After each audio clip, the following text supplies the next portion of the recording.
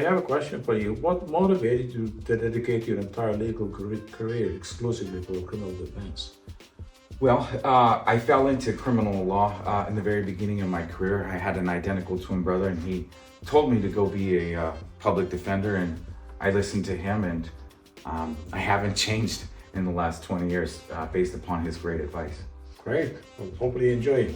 How has your experience as a former public defender shaped the way you represent clients today? Well, when I started out as a public defender in the very beginning of my legal career, I was trained by some of the best lawyers in the state of California, I believe, and I was able to gather a very significant knowledge base from that public defender's office, and I had learned how to fight for justice for clients at no cost. When I represented the indigent accused as a public defender, I learned that justice came at no price, and that's a trait that I carried over into my private criminal defense practice. Well, I guess that leads to the next question. Can you explain how you develop tailored defense strategy for complex cases, particularly when facing serious felony charges? Absolutely. Defending a complicated criminal case is one of my favorite things to do. Finding the nuance that most people miss is what I think sets me apart.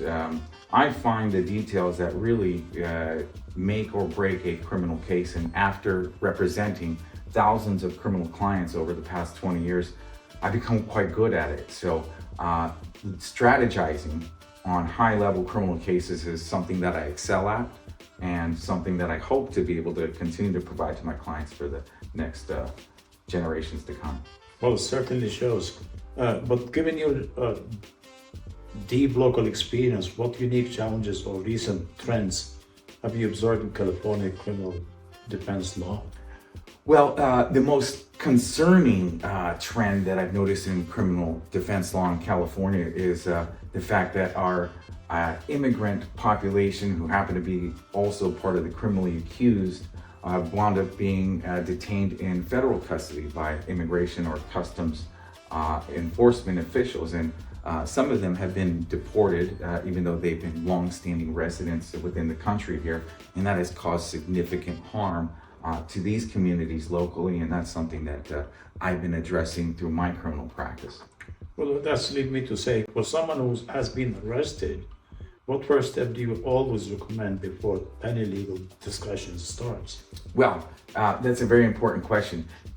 Right after you're arrested, the first thing you should do is research the best criminal defense attorney in your local area and consult with several. Hopefully you find one that is proven with a track record online, and one that you speak to and that convinces you that they have your best interest at their heart. I see. Well, how do you balance aggressive advocacy with clear communication and support for clients who are overwhelmed or emotionally drained? Well, I think that the majority of my clients experience that type of emotional difficulty where they feel overwhelmed or drained. And one of the most important aspects of my legal practice is counseling my clients through these very difficult times. And over the past 20 years, I've counseled so many clients undergoing the most difficult situations, and overcoming that grief has brought me the greatest joy from being a criminal defense attorney. I could tell that. What evolving AI technology and digital evidence becoming more common, what new challenges do you see defending clients in 2026, and how you're adapting to them? With the introduction of AI into everyday life for most people, what I've noticed in the courts, both criminal and civil, is the submission of digitally altered or AI altered evidence, evidence that sometimes could not meet the authentication criteria that the court may require, and that may even be considered evidence that's problematic, whether it's perjury or fraudulent in its submission. Those are deep concerns I have with AI use amongst litigants in our courts today. Okay. Well, how do you help clients understand the long-term consequences of a conviction, especially regarding employment, immigration, or background checks for that matter? What advice would you like to give them? Well, I counsel my clients not just on the legal consequences of a criminal conviction, but I also advise them of the collateral consequences that they're facing as well. That includes issues with DMV, issues with their medical license, issues beyond just the criminal court, even into restraining orders that may prohibit them from even living within certain areas that they so desire.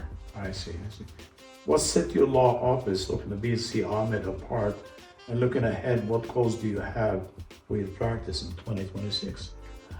What sets my law office apart is that I am a sole practitioner, and I have spent the last 20 years dedicating my efforts in my practice to the clients that I serve, giving them the best results. And so I am a client-focused legal practice, and I hope to continue that way, providing my most dedicated attention to all of my clients. And that's what sets me apart, is the individual attention that I'm able to provide to them. Great job. What impact has your 3BestRated listing had on your firm's visibility and customer trust?